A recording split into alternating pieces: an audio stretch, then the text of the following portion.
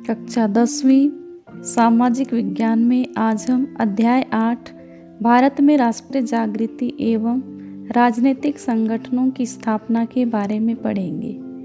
इसमें हमने देखा था भारत में राष्ट्रीय जागृति के कारण। सबसे पहला कारण था राजनीतिक कारण, दूसरा धार्मिक और सामाजिक पुनर्जागरण, तीसरा पाश्चात्य शिक्षा, संस्कृति और विचारकों का प्रभाव, चौथा समकालीन यूरोपीय आंदोलन का प्रभाव, पांचवा यातायात एवं संचार के साधनों का विकास, छठवां भारतीय साहित्य एवं समाचार पत्र।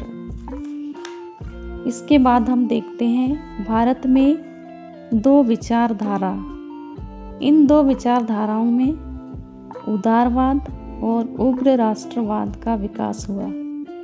इनमें सबसे पहले हम देखेंगे उदारवादी विचारधारा। कांग्रेस की स्थापना के बाद दो प्रमुख विचारधाराओं का जन्म हुआ। इनमें सबसे पहला है उदारवाद विचारधारा। उदारवादी नेताओं में प्रमुख दादा भाई नौरोजी, सुरेंद्र नाथ बनर्जी, फिरोज शाह मेहता, गोपाल कृष्ण गोखले, रास बिहारी बोस आदि थे। ये नेता उदारवादी राजनीति में विश्वास रखते थे। उनका उद्देश्य संवैधानिक तरीकों से अपने अधिकारों को प्राप्त करना था। उदारवादी संवैधानिक तरीकों में विश्वास करते थे। वे प्रार्थना पत्र, स्मृति पत्र और प्रतिनिधि मंडल द्वारा अपने लक्ष्यों को प्राप्त करना चाहते थे। उदारवादी कांग्रेस की मांग। भारतीय राष्ट्रीय कांग्रेस के अधिवेशन एवं अन्य अवसरों पर उदारवादियों ने जो मांगें रखी थी उनमें प्रमुख निम्नलिखित थी। पहली मांग प्रांतीय तथा केंद्रीय विधान सभाओं में निर्वाचित सदस्यों की संख्या में वृद्धि की जाए। दूसरा, प्रशासनिक सेवाओं का भारतीयकरण किया जाए, यानी जितने भी प्रशासनिक सेवा थी उनमें भारतीयों को रखा जाए। तीसरा, सेना के खर्चों में कमी की जाए। चौथा, ब्रिटिश साम्राज्य की सुरक्षा का भार भारत पर ना डाला जाए। अगला, कुटीर उद्योगों तथा तकनीकी शिक्षा का विस्तार किया जाए। आगे, उच्च पदों पर भारतीयों की नियुक्ति की जाए। आगे, किसानों पर से कर के बोझ कम किए जाए। तो ये सारी मांगें उदारवादी राजनीतिक दलों ने रखी थी। इन मांगों के द्वारा उन्होंने स्वराज्य प्राप्ति के लिए योजना तैयार की थी। दूसरी विचारधारा है उग्र राष्ट्रवाद विचारधारा। उग्र राष्ट्रवादी विचारधारा किन कारणों से जन्म हुआ या किस प्रकार उग्र राष्ट्रवाद का उदय हुआ, इनके कारणों का वर्णन करेंगे या इनके कारणों को हम समझेंगे। सबसे पहला कारण है उदारवादियों की कार्य पद्धति के प्रति असंतोष। उग्रवादी विचारधारा के प्रमुख नेता थे लाला लाजपत राय, बाल गंगाधर तिलक, विपिन चंद्र पाल, अरविंद घोष आदि। ये नेता उदारवादियों के प्रार्थना पत्र, स्मृति पत्र, ज्ञापन आदि देकर अपनी बात मनवाने के तरीके से भारतीयों को राजनीतिक अधिकार प्राप्त होने वाले नहीं हैं, ऐसा मानते थे। इसलिए उन्होंने उग्रवादी दल का शुरुआत किया।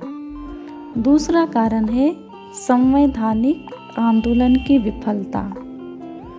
ब्रिटिश सरकार ने उदारवादियों की अनेक प्रार्थनाओं और याचनाओं के बाद 1892 का भारतीय परिषद अधिनियम स्वीकार किया था, परंतु इसमें भारतीयों को कोई वास्तविक अधिकार प्राप्त नहीं हुए। तीसरा कारण है ब्रिटिश शासन की प्रतिक्रियावादी नीति। ब्रिटिश सरकार की प्रतिक्रियावादी नीति उग्र राष्ट्रवाद के विकास का प्रमुख कारण बनी। 1858 के भारत शासन अधिनियम और महारानी विक्टोरिया की उद्घोषणा द्वारा भारतीयों को जो आश्वासन दिए गए थे उसमें शाब्दिक आडंबर यानी दिखावा अधिक था। भारतीयों के प्रति ब्रिटिश शासन का दृष्टिकोण अत्यधिक अमानवीय और प्रजातीय भेदभाव से पूर्ण था। अगला कारण है ब्रिटिश सरकार की आर्थिक नीति। ब्रिटिश सरकार की आर्थिक शोषण की नीति के कारण भारतीय कृषि और उद्योग धंधों को अपार क्षति पहुंची। इंग्लैंड में निर्मित वस्तुओं पर से आयात कर समाप्त कर दिया गया। इससे भारतीय कुटीर उद्योगों को बड़ा नुकसान हुआ और उग्र राष्ट्रवाद का उदय हुआ। अगला कारण है प्राकृतिक प्रकोप। 19वीं शताब्दी के उत्तरार्ध में भारतीयों को अनेक प्राकृतिक आपदाओं का सामना करना पड़ा। अकाल के समय भारत की ब्रिटिश सरकार दिल्ली के दरबार में शानदार आयोजन में लगी हुई थी। भारत में प्लेग की महामारी फैली। इस प्राकृतिक विपदा और उसके प्रति ब्रिटिश सरकार के उपेक्षापूर्ण व्यवहार से उग्र राष्ट्रवाद की भावनाओं में वृद्धि हुई। अगला कारण है बंगाल का विभाजन। लॉर्ड कर्जन ने 1905 में फूट डालो और शासन करो की नीति का अनुसरण करते हुए बंगाल को 2 भागों में बांट दिया।